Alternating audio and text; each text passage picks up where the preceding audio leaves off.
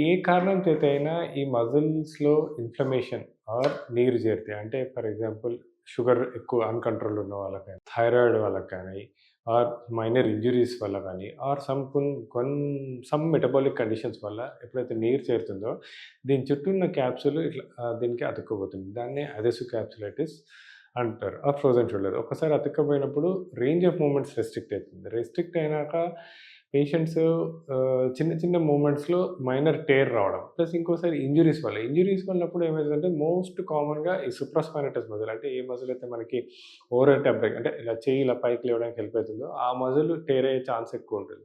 అది టేర్ అయినప్పుడు లోపల ఇన్‌ఫ్లమేటరీ ఫ్లూయిడ్ చేరటము, ఆ ఇన్‌ఫ్లమేటరీ ఫ్లూయిడ్ వల్ల క్యాప్సూల్ అతుక్కపోవడము, దాంతోటి కంటిన్యూయస్‌గా పెయిన్ ఉంటుంది. సో, పెయిన్ ఎలా ఉంటుందంటే చిన్న చిన్న యాక్టివిటీస్‌లో కూడా బాగా డిస్టర్బ్ చేస్తది. అంటే కోంబింగ్ చేసుకోవాలన్నా, డ్రెస్ ఏసుకోవాలన్నా, టీ షర్ట్ ఏసుకోవాలన్నా, లేకపోతే ఓవర్ హెడ్ యాక్టివిటీస్ ఏం చేయాలనుకున్నా, ఎస్పెషల్లీ రాత్రి పూట చాలా నిద్ర డిస్టర్బ్ అయితుంది. ఎప్పుడైతే బాగా నిద్ర డిస్టర్బ్ అయితుందో మళ్ళా యాజ్ యూజువల్ ఆహ్, బీపీ పెరుగుతుంది, షుగర్ పెరుగుతుంది.